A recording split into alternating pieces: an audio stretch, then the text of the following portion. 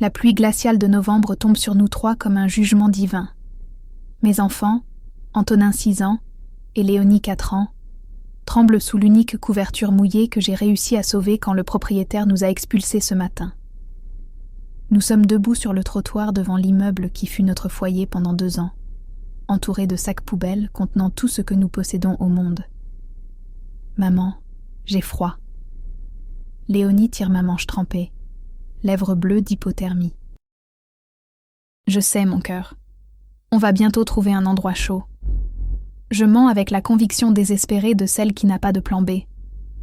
3 mois. Ce n'était que 3 mois depuis le licenciement. 3 mois pour passer de responsable commercial respecté à sans-abri avec 2 enfants affamés. L'entreprise a fermé sans préavis.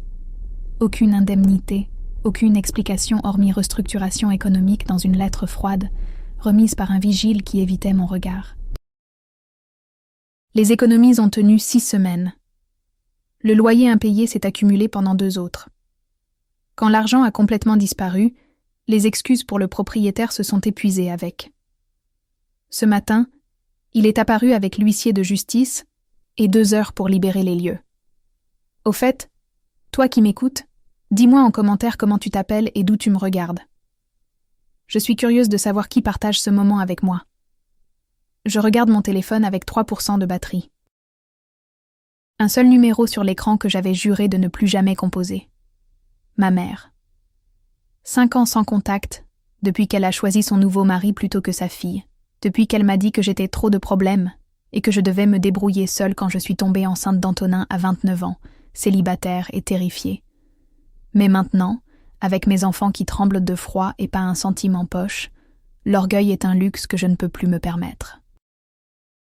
Elle met 3 sonneries avant de répondre. « Allô ?» Sa voix impatiente, comme si je l'interrompais dans quelque chose d'important. « Maman, c'est moi, Hyacinthe. » Silence. Puis, « Qu'est-ce que tu veux ? Pas. Comment vas-tu ? Pas. Ça fait plaisir de t'entendre. Droit au but, comme toujours. J'ai besoin d'aide. J'ai été licenciée. On est à la rue, moi et les enfants. Juste pour quelques jours, le temps que je trouve. Tu as toujours été irresponsable. Elle coupe. Mais viens. Roland décidera des conditions. Roland. Le mari qu'elle a épousé 6 mois après la mort de mon père. L'homme qui a fait comprendre dès le début que je n'étais pas la bienvenue dans la nouvelle vie de ma mère. Merci, maman. Merci vraiment. On arrive. Elle raccroche sans dire au revoir. J'appelle un VTC avec les derniers 5 € de ma carte bleue déjà à découvert. Le chauffeur nous regarde avec méfiance. Nous 3 trempés. Les sacs poubelles qui dégoulinent sur la banquette arrière de sa voiture fraîchement nettoyée. Mais ne dit rien. La maison de ma mère se trouve dans un quartier résidentiel chic de Serra, en banlieue de Clermont-Ferrand. Une maison bourgeoise de 3 étages que Roland a achetée avec l'argent d'un héritage familial. Pendant les 40 minutes de trajet, je répète mentalement ce que je vais dire. Comment remercier sans ramper ? Comment garder ma dignité tout en suppliant pour un toit ? Nous arrivons à la nuit tombée. La maison est illuminée, chaude, accueillante à travers les fenêtres. J'aperçois ma mère dans le salon, regardant la télévision sur un canapé en cuir pendant que Roland lit Le Figaro dans un fauteuil relax. Je sonne, tenant fermement les mains de mes enfants. Roland ouvre la porte. La soixantaine, ventre proéminent, expression de désapprobation permanente. Il nous examine de haut en bas comme du bétail au marché. Vous êtes mal trempé. Vous allez salir le parquet. Première phrase de sa bouche. Pardon. Entrez vite avant que les voisins ne voient. Il s'écarte, laissant un espace minimum pour passer. Nous entrons dans le salon chauffé. Le contraste avec le froid dehors fait soupirer mes enfants de soulagement. Ma mère ne se lève pas du canapé, elle tourne simplement la tête, nous évaluant avec des yeux froids. Hyacinthe, tu es en plus mauvais état que je ne l'imaginais. Bonjour, maman. Ma voix sort plus petite que je ne voudrais. Voici Antonin et Léonie, tes petits-enfants. Je sais qui ils sont. Elle se lève enfin, mais ne s'approche pas pour nous embrasser. Roland et moi avons discuté. Vous pouvez rester, mais à certaines conditions. Bien sûr, n'importe quoi. Je vais chercher du travail dès demain. Je vais. Roland disparaît dans le couloir et revient quelques secondes plus tard. Il porte quelque chose dans les mains.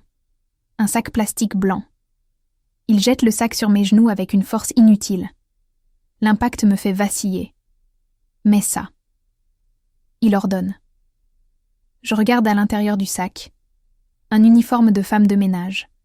Robe bleu marine avec tablier blanc, complet avec coiffe. Mon estomac se retourne. Puisque tu vas habiter ici, tu vas travailler ici. Roland croise les bras, bloquant toute sortie. Ménage, cuisine, lessive. Tes enfants restent dans la chambre du fond, silencieux, invisibles. En échange, vous avez le gîte et le couvert. Je regarde ma mère, espérant quoi? Une intervention? Une défense? Un quelconque reste d'instinct maternel? Elle ajuste son collier de perles, évitant mon regard. C'est généreux de sa part, Hyacinthe, vu ta situation. Maman, je suis ta fille. Ce sont tes petits-enfants. Et moi, je suis sa femme. Pour la première fois, elle me regarde droit dans les yeux. Obéis au chef de famille. Et remercie d'avoir un toit, espèce d'incapable. Le mot résonne dans le salon comme une gifle. Incapable. Antonin tire ma main. Maman, on peut partir? Je veux dire oui. Je veux prendre mes enfants et quitter cette maison la tête haute. Mais pour aller où? Retourner sous la pluie, sur le trottoir gelé? Mets l'uniforme. Roland répète. Voix plus dure. Où partez maintenant? Mes doigts serrent le sac plastique. Chaque fibre de mon être hurle de refuser, de préserver un morceau de dignité. Mais Léonie tousse à côté de moi, tremblant violemment. Antonin est si pâle qu'il semble transparent. Je ne peux pas leur faire ça. Pas ce soir. Pas comme ça. Où sont les toilettes? Je demande d'une voix sans vie. Roland sourit. Sourire de victoire cruelle. Au fond de la maison, toilette de service. Je prends la main de mes enfants et marche dans le couloir que ma mère indique d'un geste négligent. La salle d'eau est minuscule, sentant les produits d'entretien, miroir fêlé au-dessus d'un lavabo taché. « Maman, tu vas travailler comme femme de ménage ?» Antonin demande, confusion et peur mêlées dans sa voix. Pour l'instant, mon cœur. Juste le temps que maman arrange les choses. Mais tu n'aimes pas faire le ménage.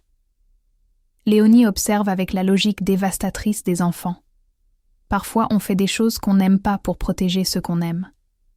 Je ferme la porte, retire mes vêtements mouillés.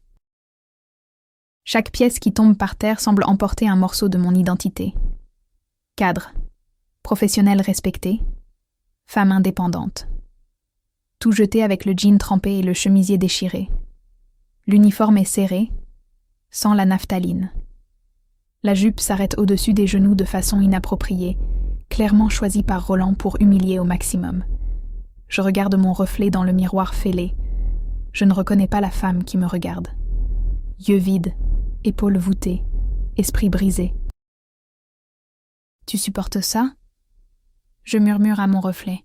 « Pour tes enfants, tu supportes tout. » Mais la femme dans le miroir n'a pas l'air convaincue. Je retourne au salon. Roland et ma mère ont repris leur position d'avant, comme si rien ne s'était passé. Télévision allumée sur une émission, journal ouvert, normalité obscène. Mieux. Roland évalue. Maintenant emmène les enfants dans leur chambre et revient. Il y a la vaisselle du dîner à faire. La chambre du fond est claustrophobique. 3 mètres carrés à tout casser. Lit superposé contre le mur, armoire minuscule, fenêtre qui donne sur le mur des voisins. Ça sent le moisi et l'abandon. C'est là qu'on va dormir? Léonie demande, lèvres inférieures tremblantes. Pour l'instant. Je répète le mantra. Juste pour l'instant. J'installe mes enfants sur le lit du bas, les 2 seuls draps disponibles couvrant à peine leur petit corps. Ils se blottissent ensemble, cherchant la chaleur. trop épuisée pour protester davantage. « Maman, reviens vite !» Je les embrasse sur le front. « Dormez, mes anges. » Antonin me retient par la main. « Tu promets que tu ne nous abandonneras pas ? » « Jamais, je promets. » Je retourne à la cuisine où une pile absurde de vaisselle m'attend. Ce n'est pas seulement celle du dîner. Ce sont des jours d'accumulation, comme s'ils avaient gardé exprès pour ce moment. Casseroles encroûtées, assiettes avec de la nourriture séchée, verres avec des restes de boissons qui tournent. Il est presque minuit quand je termine. Mains rouges de liquide vaisselle, dos en miettes, estomac qui gargouille parce que personne n'a offert à manger. Roland apparaît à la porte de la cuisine, évalue mon travail avec des yeux critiques. « Tu peux y aller. » Il me congédie comme un chien. Demain debout à 6 heures, café prêt à 7. Je me traîne jusqu'à la petite chambre. Mes enfants dorment profondément, enfin au chaud. Je monte sur le lit du haut, le bois grince sous mon poids. Plafond si bas que je peux à peine m'asseoir. Je me couche sur le côté, fixant les taches d'humidité sur le mur. Je pense au bureau où j'ai travaillé pendant 7 ans, à mon poste bien organisé, aux réunions que je menais avec autorité, au respect que j'avais gagné, objectif après objectif, promotion après promotion. Tout évaporé comme si ça n'avait jamais existé. Je pense à mon père, mort il y a 6 ans d'une crise cardiaque foudroyante. Homme doux qui m'a appris que la dignité ne se négocie pas. Qui aurait cassé la figure à Roland et sorti ma mère de cette maison s'il avait été vivant pour voir ça ? Pardon, papa. Je murmure dans le noir. J'ai échoué. Mais même en pensant ça, je sais que ce n'est pas vrai. Je n'ai pas échoué. L'économie a échoué, l'entreprise a échoué, le système a échoué. Et ma famille, celle qui aurait dû me soutenir quand tout s'effondrait, a échoué plus dévastant que tout le reste. Je finis par m'endormir, rêve peuplé d'uniformes de bonne qui se transforment en linceul. Je me réveille avec Roland qui frappe à la porte à 5h45. Debout, le café ne se fait pas tout seul. Les premiers jours sont un enfer méticuleux. Me lever avant l'aube, préparer un café parfait que Roland inspecte avec des yeux de faucon, cherchant n'importe quelle excuse pour se plaindre. Réveiller mes enfants, les nourrir avec les restes du petit déjeuner pendant que ma mère et Roland mangent des œufs frais et des croissants chauds. Emmener Antonin et Léonie à l'école publique du quartier voisin où j'ai réussi à obtenir une inscription d'urgence. École en zone prioritaire avec des classes surchargées et des enseignants épuisés, mais au moins ils sont en sécurité et au chaud pendant la journée. Revenir en courant à la maison pour commencer le ménage. Roland laisse la liste tous les jours. Détaillée. Impossible à terminer dans le temps imparti. Délibérément impossible. Nettoyer toutes les salles de bain, passer l'aspirateur sur 3 étages, laver et repasser le linge, préparer le déjeuner, nettoyer la cuisine, laver les vitres, épousseter tous les meubles, ranger les placards. Quand je n'arrive pas à tout finir, et je n'y arrive jamais, il sévit. Pas de dîner ce soir. Tu ne l'as pas mérité. Pendant que ma mère détourne le regard et coupe un autre morceau de viande juteuse. Le soir, je cache de la nourriture dans la poche de mon uniforme. Du pain, des fruits, n'importe quoi pour compléter la petite assiette minable que mes enfants reçoivent. Je ne mange presque rien, préférant qu'ils mangent plus. En 2 semaines, je perds 5 kilos. Mes enfants aussi sont plus maigres. Cerne permanent. Léonie a perdu l'éclat dans ses yeux. Antonin a arrêté de demander quand on partira d'ici. Comme s'il savait que la réponse est « je ne sais pas ». Mais la nuit, sur le lit du haut de cette petite chambre claustrophobique, je fais des plans. Je cherche des emplois sur mon téléphone pendant la demi-heure, avant que la batterie ne meure. J'envoie des CV à 20, 30 offres par jour. N'importe quoi qui paie assez pour louer une chambre, aussi petite soit-elle. Aucune réponse. Même pas de refus.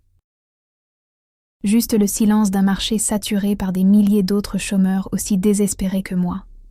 1 mois passe, puis 2. La routine brutale de servitude domestique ne s'arrête pas. Roland invente de nouvelles tâches. Nettoie le jardin, lave la voiture, range le garage, comme si son seul but dans la vie était de m'humilier de façon créative. Ma mère apparaît parfois dans la cuisine pendant que je travaille. Elle observe en silence. Une fois, elle a presque dit quelque chose, sa lèvre a bougé sans son. Mais Roland a appelé du salon et elle y est allée immédiatement. Petit chien obéissant. « Tu as encore une mère là-dedans ?» Je me dis la nuit, enterrée sous des couches de lâcheté, mais elle existe encore. Mais chaque jour qui passe sans qu'elle intervienne, cette croyance diminue. Honnêtement, à ce moment de l'histoire, je me demande, est-ce que j'aurais dû partir dès le premier soir, sous la pluie, avec mes enfants ? Est-ce que tu aurais accepté de porter cet uniforme pour protéger les tiens ? Dis-moi en commentaire, je veux vraiment savoir ce que tu en penses. Au 3e mois, un incident change tout. C'est samedi. Roland est avec des amis au salon, regardant le rugby, criant sur la télévision, buvant du vin. Ma mère est avec eux, souriant de façon forcée aux blagues vulgaires. Je sers des amuse-bouches quand Antonin apparaît à la porte du salon. Il sait qu'il ne doit pas. Je lui ai expliqué 1000 fois que l'espace de vie est interdit quand il y a des invités. Mais il a 7 ans, et il avait peur parce que Léonie a de la fièvre et pleure dans la chambre. « Maman, il commence. C'est qui ce gamin ?» Un des amis de Roland beugle. Le fils de la bonne. Roland explique avec du dégoût dans la voix.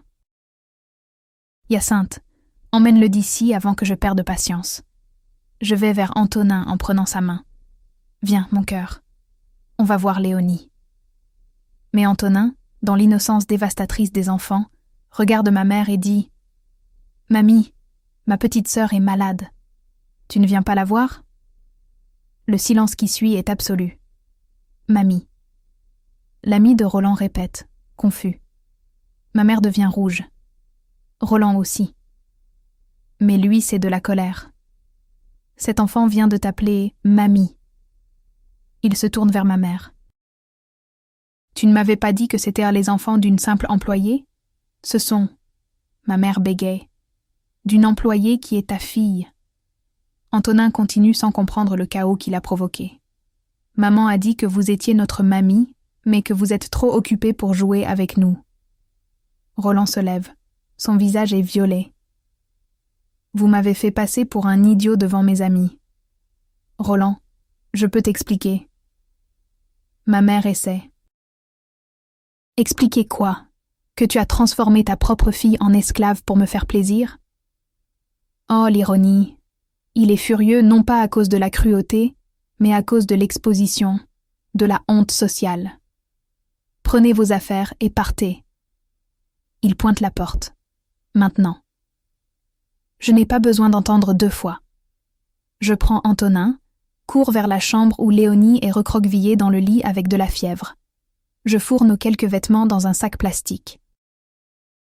5 minutes plus tard, nous sommes dans la rue à nouveau. Il est 20h un samedi pluvieux de février. Nous recommençons exactement là où nous avions fini 3 mois plus tôt. Maman, où on va ? Antonin demande. Je regarde la rue sombre, les maisons illuminées où des familles normales dînent ensemble. Le contraste cruel entre leur monde et le nôtre. Quelque part de mieux. Je réponds. Je te promets que ce sera quelque part de bien mieux. Parce qu'à ce moment, sur ce trottoir mouillé, portant mes enfants et notre misère dans des sacs plastiques, je prends une décision. Plus jamais je ne demanderai d'aide à ceux qui devraient m'aimer. Plus jamais je ne négocierai ma dignité contre un toit. Je trouverai un autre chemin, où je mourrai en essayant. Avec les jambes tremblantes et Léonie brûlante de fièvre dans mes bras, je commence à marcher. Je ne sais pas vers où. Je sais juste que c'est loin d'ici. Et pour la première fois en 3 mois, malgré la peur et l'incertitude, je ressens quelque chose qui ressemble à du soulagement. Parce que la servitude en famille est une prison sans barreaux. La liberté dans la rue, aussi effrayante soit-elle, reste la liberté. Si tu es encore là avec moi dans cette histoire, Si tu ressens ne serait-ce qu'un peu de ce que j'ai vécu, alors prouve-le. Un petit pouce bleu, ça te coûte rien, mais pour moi ça veut dire que je ne raconte pas dans le vide. Allez, je te mets au défi. Tu oses appuyer ? Nous marchons pendant 40 minutes, jusqu'à trouver une station-service éclairée. Léonie brûle de fièvre, corps mou dans mes bras. Antonin traîne les pieds, trop épuisé même pour se plaindre. Excusez-moi. J'aborde le pompiste, un homme d'une 50aine d'années au visage fatigué de quelqu'un qui a tout vu. Il y a un foyer d'accueil pour familles par ici ? Il nous évalue rapidement. Vois l'uniforme de bonne encore sur mon corps, les enfants en haillons, le désespoir mal dissimulé dans mes yeux. Le secours catholique, c'est à 6 pâtés de maison d'ici. Vous tournez à gauche au 2e feu. Il indique la direction. Demandez sœur Marie-Céleste. Dites que c'est monsieur Fernand qui vous envoie. Merci. Le mot sort étranglé. Il hésite, puis va à la boutique de la station et revient avec 2 barres de céréales et une bouteille d'eau. Pour les petits. Bonne chance, madame. La gentillesse inattendue d'étrangers me brise plus que la cruauté de ma famille. Les larmes coulent, pendant que je remercie encore. Le centre d'hébergement du Secours catholique est un bâtiment ancien en briques apparentes, annexé à une construction plus moderne qui doit être le foyer. Lumières allumées, malgré l'heure tardive. Je pousse la lourde porte en bois et nous entrons dans une réception simple avec des chaises en plastique et un crucifix au mur. Une femme d'une 60aine d'années, habit gris et visage doux, se lève d'un bureau dans le coin. « Bonsoir, ma fille. En quoi puis-je vous aider ?» « Sœur Marie-Céleste, c'est moi. Monsieur Fernand de la station-service m'a envoyé. Nous avons besoin d'un endroit pour dormir. » Les mots se bousculent.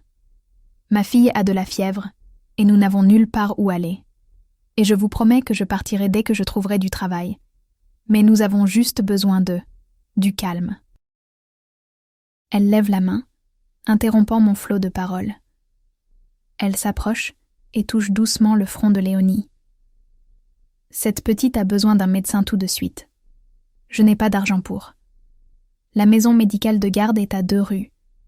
Elle est ouverte jusqu'à minuit pour les urgences. Elle appelle une autre religieuse qui apparaît d'un couloir latéral. Sœur Bernadette, pouvez-vous accompagner cette maman et ses enfants à la maison médicale ? La petite est fiévreuse. À la maison médicale, j'attends 2 heures dans une salle d'attente bondée avant que l'infirmière appelle notre nom. Léonie est si chaude qu'elle délire, appelant une mamie qui n'a jamais voulu la connaître vraiment. Infection respiratoire. Le médecin diagnostique après un examen rapide. Ça commence à tourner en pneumonie. Vous vivez à la rue ? Ça ne sert à rien de mentir. Oui. Elle signe l'ordonnance sans jugement dans les yeux. Antibiotiques. Fondamental qu'elle le prenne tous les jours. Et cet enfant doit rester au chaud et correctement nourri. Je vais me débrouiller. Vous avez la CMU ? Les médicaments seront gratuits. Pharmacie de garde, là-bas au bout de la rue. Avec les médicaments en main, nous retournons au centre. Sœur Marie-Céleste nous attend avec des chambres préparées. Pas exactement des chambres, plutôt des boxes avec des lits superposés et des rideaux séparant les familles. Mais c'est propre, chauffé, sûr. Toilettes au bout du couloir. Le réfectoire sert le petit déjeuner à 7 heures. Elle nous tend des serviettes usées, mais propres. Les règles sont simples. Pas de drogue, d'alcool, ni de violence. Silence après 22 heures. Et vous cherchez du travail tous les jours. Nous pouvons vous aider. Nous avons des partenariats avec des entreprises de la région. Combien de temps pouvons-nous rester ? Jusqu'à ce que vous vous installiez. Ou 3 mois, selon ce qui vient en premier. Elle touche mon épaule. Ça va aller, ma fille. Dieu n'abandonne pas la mère qui se bat pour ses enfants. Je veux y croire. J'installe Antonin et Léonie sur le lit du bas. J'administre la première dose d'antibiotiques à Léonie. Elle tousse violemment mais arrive à avaler. Je monte sur le lit du haut, déjà vue cruelle de la maison de ma mère. Mais au moins, ici personne ne me traite comme une moins que rien. Je dors profondément pour la première fois depuis des mois. La routine au foyer s'établit rapidement. Je me lève à 6 heures. J'aide à la cuisine pour préparer le petit déjeuner des 30 personnes hébergées. En échange, mes enfants mangent des repas complets. Ce n'est pas grand-chose, mais c'est honnête. Après le petit déjeuner, j'emmène Antonin et Léonie à l'école. Je suis soulagée de les avoir gardés dans le même établissement. Un peu de stabilité au milieu du chaos. De 9h à 17h, je cherche du travail. Sœur Marie-Céleste me prête l'ordinateur du centre. J'envoie des CV, je m'inscris sur Pôle emploi, j'entre sur tous les sites d'offres d'emploi, j'élargis ma recherche au-delà de mon domaine.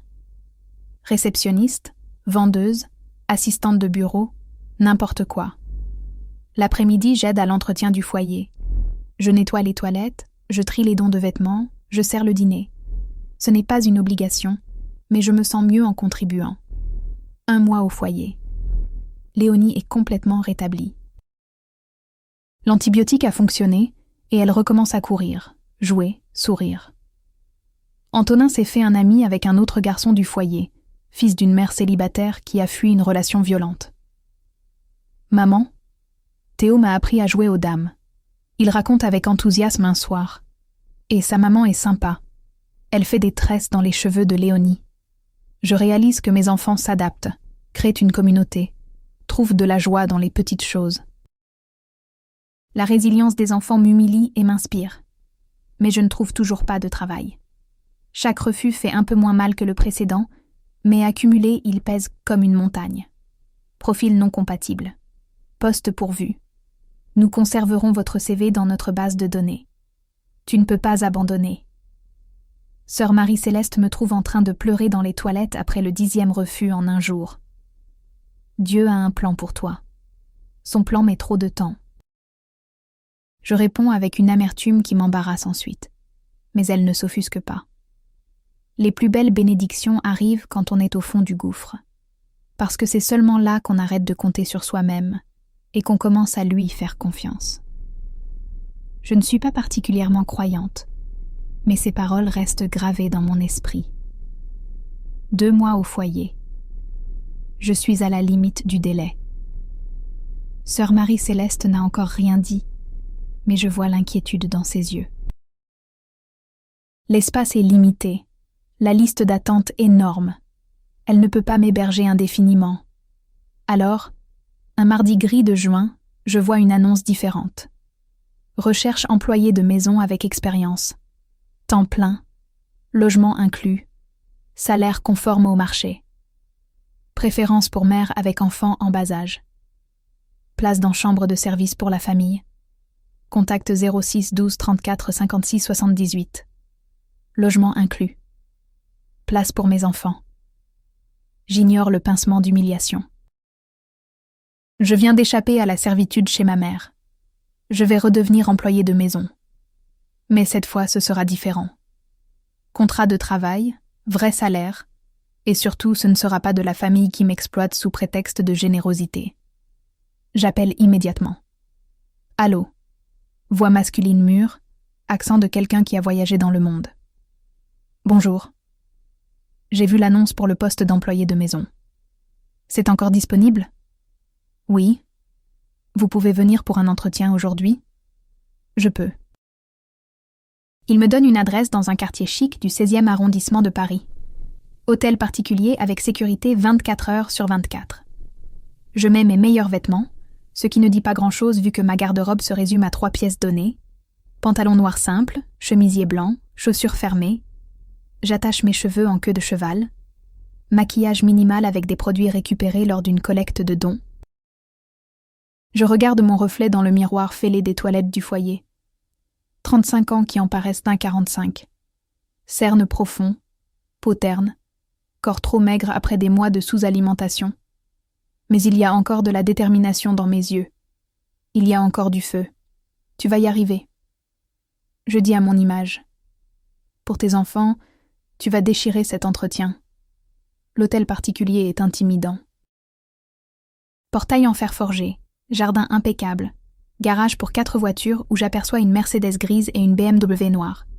Maison de 3 étages de style haussmannien, toute blanche avec des détails en pierre de taille.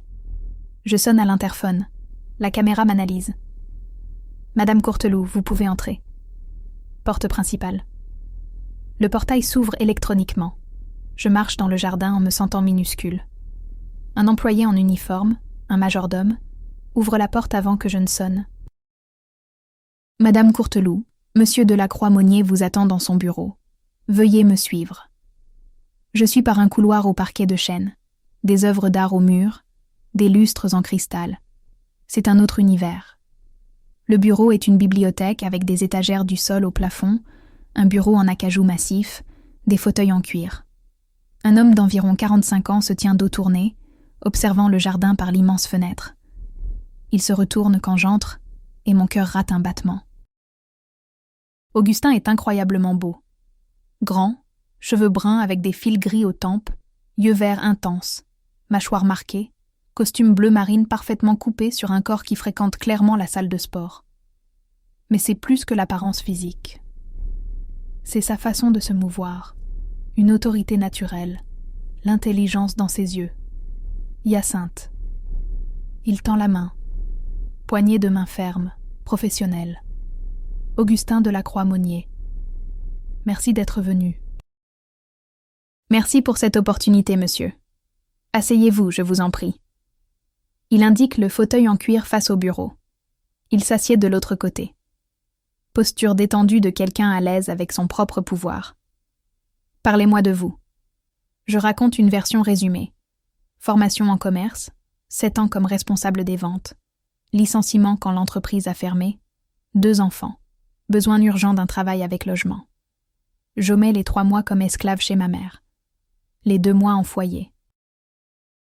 Le désespoir qui me ronge de l'intérieur. Vous êtes surqualifié pour un poste d'employé de maison. Il observe.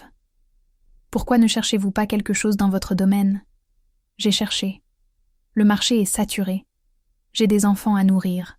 Je ne peux pas attendre le poste parfait. Il hoche la tête, respectant l'honnêteté. Ma situation est inhabituelle. Il commence à expliquer. J'habite seule dans cette maison. Elle est trop grande, je l'admets. Mais je l'ai héritée de mes parents. Je voyage beaucoup pour le travail. Je suis consultant international en stratégie d'entreprise. J'ai besoin de quelqu'un pour entretenir la maison, mais aussi de quelqu'un de confiance puisque je suis absent des mois entiers. Je comprends. L'annonce mentionnait une préférence pour les mères avec enfants. C'est intentionnel. Il se penche en avant. J'ai une théorie selon laquelle les mères sont plus responsables, plus organisées, des jongleuses naturelles.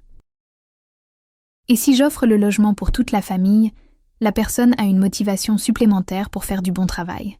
Ça fait sens. Cynique, mais au moins, il est honnête sur ses raisons. Quel âge ont vos enfants? 7 et 5 ans, en âge scolaire. Bien. Il y a une excellente école à 2 rues d'ici. Je peux organiser le transfert si vous acceptez le poste. Une excellente école. Mes enfants dans un établissement de qualité. Le salaire est de 3 500 € par mois. Plus ticket restaurant. Logement inclus. Il y a un appartement complet dans l'annexe. 2 chambres, salle de bain, cuisine. Jour de repos le dimanche. Congé selon le code du travail. Tout déclaré. Contrat en CDI, 3 500 €, plus que ce que je gagnais comme cadre. Avec le logement inclus, je pourrais enfin économiser, reconstruire ma vie. Quand puis-je commencer? Il sourit pour la première fois. Transformateur. L'enthousiasme, c'est bien, mais vous ne voulez pas savoir quelles sont les fonctions? Bien sûr, pardon. Entretien général de la maison, ménage, organisation. Éventuellement cuisiner quand je suis là, mais j'ai une entreprise de nettoyage qui vient 2 fois par semaine pour le gros œuvre. Vous seriez plutôt gouvernante que femme de ménage à proprement parler. J'accepte, sans hésitation. Vous ne voulez pas réfléchir? En parler avec vos enfants? Monsieur Delacroix-Monnier, j'habite dans un foyer d'hébergement depuis 2 mois. Mes enfants dorment dans des lits superposés donnés, mangent ce que la charité offre. Vous m'offrez la dignité, un salaire juste, une vraie maison. Il n'y a rien à réfléchir. Il m'étudie longuement. puis acquiesce. L'honnêteté est une qualité rare. J'apprécie. Il ouvre un tiroir et sort un contrat déjà préparé. Lisez attentivement. Si vous êtes d'accord, signez. Vous pouvez emménager dès cette semaine. Je lis chaque clause. Tout est conforme à ce qui a été promis. Pas de petites lignes cachant des pièges. Un contrat juste pour un travail juste. Je signe d'une main tremblante de soulagement. Bienvenue, Hyacinthe. Augustin range sa copie. Je vais demander à Gilberte, mon chauffeur, de vous ramener au foyer. Demain, il viendra vous chercher, vous et vos enfants, avec vos affaires. Merci. Merci infiniment. Je sors de ce bureau en flottant. Dans la voiture qui me ramène au foyer, je regarde la ville par la fenêtre avec des yeux nouveaux. Il y a 3 mois, j'étais au fond du gouffre. Il y a 2 mois, je pensais ne jamais m'en sortir. Aujourd'hui, j'ai un travail, j'ai une maison, j'ai un avenir. Quand j'arrive au foyer, Antonin et Léonie courent à m'embrasser. « Maman, t'étais où ?» En train de trouver notre nouvelle maison. Je soulève Léonie dans mes bras et serre Antonin contre moi. On va partir d'ici, mes amours. On va avoir une vraie chambre, un vrai lit. On va aller bien. Sœur Marie-Céleste observe de loin, avec un sourire satisfait sur le visage. Elle avait raison. Les plus belles bénédictions arrivent quand on est au fond du gouffre. Le déménagement a lieu le lendemain. Non pas que nous ayons grand-chose à déménager. Les mêmes sacs plastiques de toujours. Mais Gilbert, chauffeur sympathique d'une 50aine d'années, traite nos maigres possessions comme si elles étaient en précieuses. L'appartement à l'arrière de l'hôtel particulier est plus grand que n'importe quel endroit où nous avons vécu. Salon avec canapé confortable et télévision. Cuisine complète avec réfrigérateur garni. Monsieur Delacroix-Monnier a fait acheter l'essentiel. Gilbert explique. 2 chambres, une pour moi, une pour les enfants. Salle de bain propre avec eau chaude à volonté. Léonie et Antonin explorent chaque recoin avec des cris de joie. « Maman, il y a une baignoire !» Léonie appelle de la salle de bain. « Maman, le lit est énorme !» Antonin saute sur le matelas king size de la chambre des enfants. Je m'assois sur le canapé du salon et simplement, je respire. Pour la première fois depuis des mois, je n'ai pas de nœud à l'estomac. Je n'ai pas peur de savoir où nous dormirons demain. Je n'ai pas besoin de rationner chaque centime parce que je n'en ai aucun. J'ai un foyer. Temporaire peut-être, lié à l'emploi. Mais un foyer quand même. Augustin apparaît en fin d'après-midi pour faire visiter la maison principale et expliquer la routine. Vous pouvez explorer à volonté, rien n'est interdit. Il ouvre des portes, montre des pièces. Salon immense, cuisine professionnelle, 5 suites, salle de sport privée, piscine chauffée. N'hésitez pas à utiliser la piscine avec les enfants quand je ne suis pas là, c'est-à-dire presque toujours. C'est très généreux. C'est pratique. Une piscine inutilisée accumule les algues. Autant que quelqu'un en profite. Il se montre professionnel, mais je remarque une gentillesse sous-jacente dans les petits détails. Le réfrigérateur de notre appartement garni de nourriture que les enfants aiment. Les chambres préparées avec du linge de lit neuf, pas de vieux restes. Le respect avec lequel il me traite, demandant mon avis au lieu d'ordonner. Je pars après-demain. Il m'informe. Je serai absent 3 semaines. Europe puis Asie. Si vous avez besoin de quoi que ce soit, Gilbert est responsable. Il habite ici aussi. Appartement au-dessus du vôtre. Je m'occuperai de tout. Vous pouvez compter sur moi. Et je m'en occupe. Dans les jours suivants, je nettoie cet hôtel particulier jusqu'à ce qu'il brille. J'organise avec l'efficacité de quelqu'un qui a dirigé des équipes commerciales. Je crée des systèmes, j'optimise les processus. L'immense maison devient impeccable. Mais plus que ça, je ressens de la fierté dans mon travail. Parce que c'est un travail honnête, justement payé, fait avec ma dignité intacte. Antonin et Léonie s'adaptent à leur nouvelle école avec une facilité surprenante. Nouvel uniforme, fournitures scolaires complètes, professeurs attentifs. Léonie se fait une amie dès le premier jour. Antonin entre dans l'équipe de foot de l'école. « Maman, cette école est géniale. » Il raconte avec enthousiasme. Il y a une bibliothèque énorme et le prof de sport est trop cool. Le soir, nous dînons ensemble dans notre cuisine. De la vraie nourriture que je cuisine avec des ingrédients de qualité. Nous parlons de notre journée. Nous rions de bêtises. Nous sommes une famille à nouveau, pas des survivants en mode crise permanente. 3 semaines plus tard, Augustin revient de voyage. Je frappe à la porte de la maison principale comme convenu quand il rentre. Entre, Hyacinthe. Il est dans le bureau, encore en costume du vol, mais détendu. Ordinateur ouvert, papiers éparpillés. Comment ça s'est passé ? Il demande. Tranquille. La maison est en ordre. Si vous voulez inspecter. Pas besoin.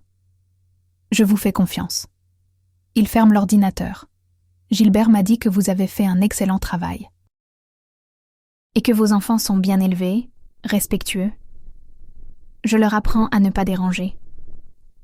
Déranger ? Il fronce les sourcils. Hyacinthe. Ils habitent ici. Ils ont le droit d'exister sans se cacher. La gentillesse inattendue me désarme. Tant de moi à être traitée comme une gêne que j'ai oublié ce que c'est d'être vu comme un être humain. Asseyez-vous. Il indique le fauteuil. Je veux vous parler de quelque chose. Mon estomac se noue. C'est le licenciement ? J'ai déjà fait quelque chose de mal ? Détendez-vous, ce n'est rien de mauvais. Il perçoit ma tension. Je veux vous proposer quelque chose. En plus des fonctions de la maison, j'ai besoin de quelqu'un pour gérer mon agenda personnel. Rendez-vous médicaux, travaux de la maison, ce genre de choses. Vous avez de l'expérience administrative. Ça vous intéresserait ? Avec une augmentation de salaire, évidemment. Bien sûr. Oui, je veux dire oui, monsieur. Vous pouvez m'appeler Augustin. Augustin, je teste le nom. Ça semble trop intime. Parfait. Je vais vous donner les accès au calendrier en ligne. Vous organisez. Si vous devez prendre des décisions en mon absence, prenez-les. Je fais confiance à votre jugement. Dans les mois qui suivent, la dynamique évolue naturellement. Je gère non seulement la maison, mais des aspects de la vie d'Augustin. J'organise les rendez-vous, je coordonne les réparations, je reçois les livraisons. J'utilise des compétences administratives qui rouillaient. Et dans ce processus, nous parlons beaucoup. Augustin travaille de la maison quand il ne voyage pas. Souvent, il prend son petit déjeuner sur la terrasse pendant que je revois l'agenda du jour avec lui. Nous déjeunons ensemble parfois. Les conversations sur le travail se transforment en conversations sur la vie. Je découvre qu'il est veuf depuis 5 ans. Sa femme est morte d'un cancer. Pas d'enfant, ce qui était une source de tristesse profonde. Il travaille compulsivement pour ne pas penser à la solitude. Cette maison était son rêve à elle. Il raconte un après-midi, regardant les photos au salon. Nous avons passé 3 ans à la rénover. 6 mois après avoir terminé, elle est morte. Parfois, je pense à vendre, recommencer ailleurs sans les souvenirs. Mais ce serait une trahison. Non, ce ne serait pas une trahison. Je dis doucement. Ce serait continuer à vivre. Ce qu'elle voudrait. Il me regarde avec une gratitude silencieuse.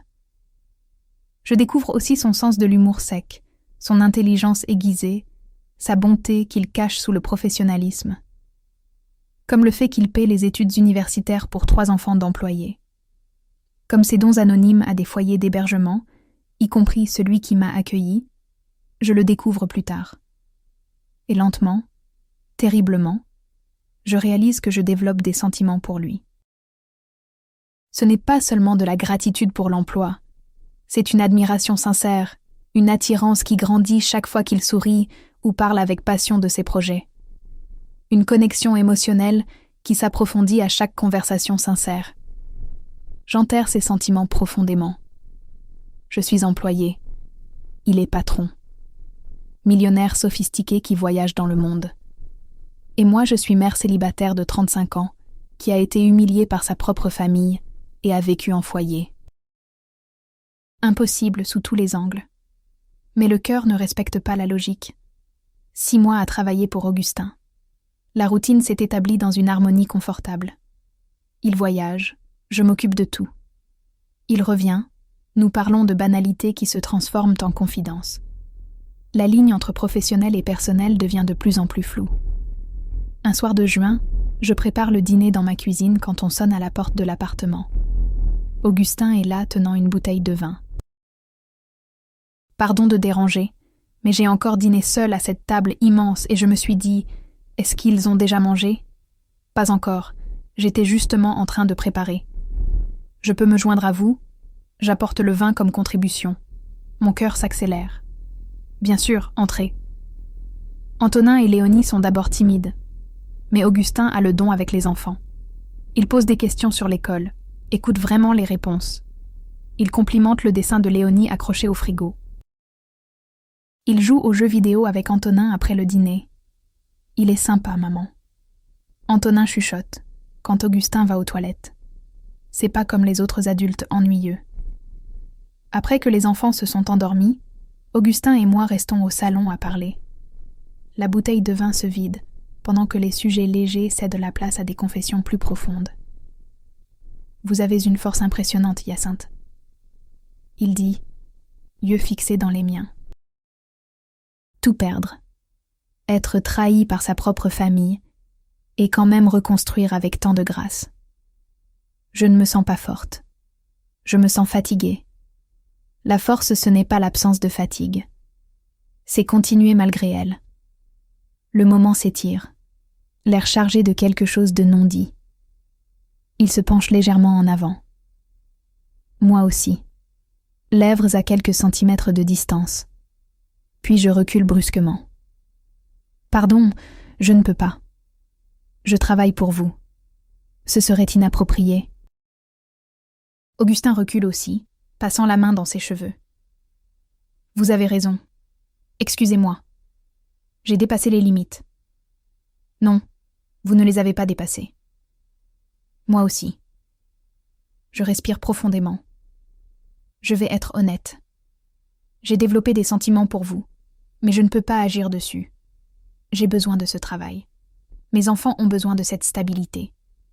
Je ne peux pas risquer de tout compliquer avec ce que c'est que ça. Et si je vous garantissais que votre emploi ne serait jamais en danger, peu importe ce qui se passe entre nous, vous pouvez garantir que les sentiments ne vont pas tout compliquer? Que si ça ne marche pas, ce ne sera pas gênant? Que mes enfants ne vont pas s'attacher à vous pour qu'ensuite vous réalisiez que c'était une erreur et que vous sortiez de nos vies? Il n'a pas de réponse à ça. C'est bien ce que je pensais. Je me lève, signalant la fin de la conversation. Je crois qu'il vaut mieux que vous partiez. Merci pour le vin. Augustin s'en va. Je ferme la porte et m'y adosse. Cœur brisé. J'ai fait ce qu'il fallait. Je le sais. Mais ça fait mal quand même. Les semaines suivantes sont étranges. Augustin voyage plus que d'habitude. Quand il est là, il maintient une distance professionnelle. Nos conversations redeviennent purement professionnelles. Ça fait plus mal que je ne l'aurais cru. Léonie remarque. Maman, pourquoi monsieur Augustin ne dîne plus avec nous? Il est occupé, ma puce. Mais il me manque. À moi aussi, mais je ne peux pas dire ça. Honnêtement, est-ce que j'ai eu raison de le repousser? Est-ce que j'aurais dû prendre le risque? Qu'est-ce que t'aurais fait à ma place? Dis-le-moi en commentaire, j'ai vraiment besoin de savoir. 2 mois après le presque baiser, Augustin me convoque dans son bureau. Asseyez-vous, s'il vous plaît. Mon estomac se serre. Voilà le licenciement. Même avec toutes les garanties, la situation est devenue intenable. J'ai reçu une proposition de travail à Monaco. Il annonce. Contrat de 2 ans. Excellente opportunité. Félicitations. Je force un sourire. Vous le méritez.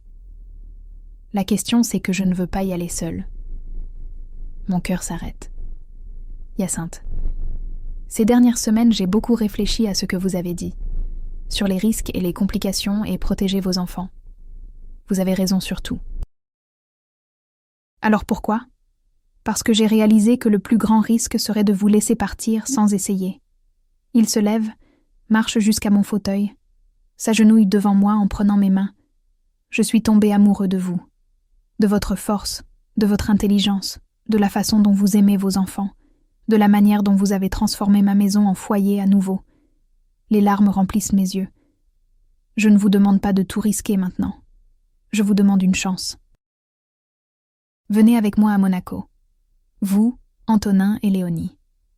Pas comme employé, mais comme quelqu'un que je veux dans ma vie officiellement. On peut y aller doucement, voir comment ça se passe. Si ça ne marche pas, je vous garantis que vous rentrerez avec une stabilité financière totale. Mais Hyacinthe, laissez-moi finir. Je sais que ça semble fou. Mais c'est moi à vous voir ici, à observer comment vous prenez soin de vos enfants, comment vous gérez tout avec efficacité, comment vous illuminez n'importe quel endroit, m'ont fait réaliser que je ne veux pas vivre sans ça. Sans vous. Et si ça gâche tout? Et si mes enfants s'attachent? Et qu'ensuite vous réalisez que c'était une erreur? Ce ne sera pas une erreur. J'aime déjà ces enfants comme s'ils étaient un les miens. Antonin m'a appris à jouer à des jeux vidéo pour lesquels je n'avais jamais eu la patience. Léonie me fait des dessins que je garde tous. Ils sont déjà une famille pour moi, Hyacinthe. Je vous demande juste d'officialiser. Je regarde cet homme agenouillé devant moi. Cet homme qui m'a donné ma dignité quand je n'avais rien. Qui traite mes enfants avec une gentillesse sincère. Qui me voit comme une égale, pas comme une subordonnée. Oui, je murmure. Oui, je viens avec vous à Monaco. Oui, je veux essayer. Oui à tout. Il m'attire vers un baiser retardé depuis des mois. Un baiser qui promet des recommencements et des futurs possibles, et un amour qui naît du respect mutuel. Quand nous nous séparons, je pleure et ris en même temps. Je dois le dire aux enfants. On va leur dire ensemble. Antonin et Léonie réagissent avec un enthousiasme explosif. On va habiter à Monaco? Antonin crie. Genre, Monaco pour de vrai avec les yachts et tout? Et je vais apprendre une nouvelle école? Léonie tape des mains. Et Augustin vient avec nous? J'ajoute, comme faisant partie de la famille. Il va être genre notre papa? Antonin demande plein d'espoir. Augustin s'agenouille à leur hauteur. Si vous me laissez, j'aimerais beaucoup l'être. Ils le serrent tous les deux dans leurs bras, avec une force qui manque de le faire tomber. 2 mois de préparation frénétique. Passeport, visa, école internationale pour les enfants à Monaco. Augustin s'occupe de toute la logistique avec l'efficacité de quelqu'un qui navigue dans la bureaucratie internationale régulièrement. 3 jours avant le départ, mon téléphone sonne.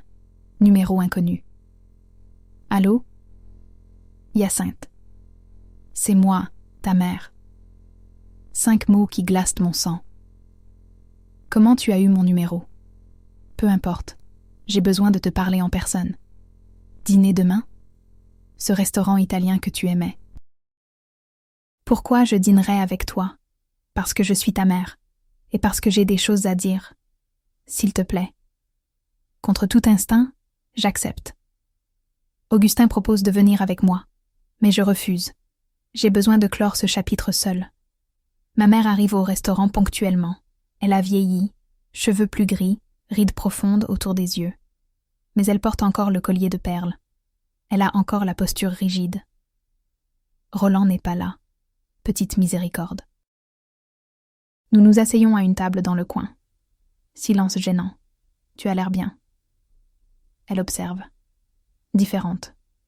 Je le suis. Malgré vous. Pas grâce à vous. Elle recule devant la vérité. Je le mérite. Je mérite pire. Pourquoi tu m'as appelée ici, maman? Elle inspire profondément. Roland m'a quittée il y a 3 mois. Pour une femme de 20 ans de moins. Il a tout pris. La maison, l'argent. Il m'a laissée avec rien. L'ironie n'échappe à personne. Et tu me racontes ça pourquoi? Parce que j'avais tort. Surtout. Sur toi. Sur lui. Sur le genre de mère que j'ai été. Des larmes sincères remplissent ses yeux. J'ai été lâche. J'ai choisi la sécurité financière plutôt que ma propre fille. Et maintenant, je n'ai ni l'un ni l'autre. Tu veux de l'argent? Non. Enfin, pas seulement ça. Elle essuie ses yeux. J'ai vu ta photo dans un magazine. Fiançailles avec un homme d'affaires important. Fête à Monaco. Vie de conte de fées. Ah, c'est donc ça. Pas de regrets sincères. Un intérêt financier déguisé en réconciliation. Alors maintenant que j'ai de l'argent, je suis ta fille à nouveau. Ce n'est pas comme ça. C'est exactement comme ça. Je me lève, prenant mon sac. Quand je n'avais rien, tu m'as habillée en bonne et humiliée. Quand mes enfants tremblèrent de froid, tu as choisi ton mari. Maintenant que ma vie s'est améliorée, sans aucune aide de ta part, soudain tu veux renouer. Hyacinthe, s'il te plaît. Non. Tu as eu ta chance. Plusieurs chances. Et à chaque fois tu t'es choisi toi-même. Je sors une enveloppe de ma poche et la pose sur la table. Voilà assez d'argent pour que tu t'installes. 6 mois de loyer plus des extras. Pas parce que tu le mérites, mais parce que je ne suis pas toi. Mais après ça, ne me cherche plus. Tu as perdu le droit de m'appeler ta fille, quand tu m'as traitée comme une moins que rien. Je sors du restaurant sans me retourner. Dans la voiture, Augustin m'attend. Il voit les larmes sur mon visage et me prend dans ses bras. C'était dur. C'était nécessaire. J'inspire profondément. Maintenant, je peux vraiment aller de l'avant. Monaco est magique. Appartement immense avec vue sur la Méditerranée. École internationale où Antonin et Léonie s'épanouissent. Augustin et moi naviguons notre relation avec un soin conscient, construisant une base solide. 3 mois après notre arrivée, il m'emmène dîner dans un restaurant sophistiqué sur le port de Monaco. La principauté brille en dessous de nous comme une constellation terrestre. Hyacinthe. Il prend une petite boîte en velours. Je sais qu'on s'est officiellement fiancés avant de venir, mais je veux le faire bien cette fois. Il ouvre la boîte. Bague éblouissante de diamants et saphirs. Épouse-moi pour de vrai. Construis une famille avec moi. Laisse-moi être le père d'Antonin et Léonie officiellement. Vieillis avec moi. Oui. Je n'ai même pas besoin de réfléchir. Oui. Nous nous marions 2 mois plus tard lors d'une cérémonie intime dans les jardins du casino de Monte-Carlo. Antonin et Léonie comme enfants d'honneur. Seulement des amis proches présents. Sans ma mère. Sans famille toxique. Seulement des gens que nous avons choisis et qui nous ont choisis en retour. Pendant notre lune de miel à Santorin, je reçois un email de sœur Marie-Céleste. Chère Hyacinthe, j'ai vu les photos de ton mariage dans un magazine. Je suis si heureuse et fière. Tu as prouvé que Dieu n'abandonne pas celui qui persévère.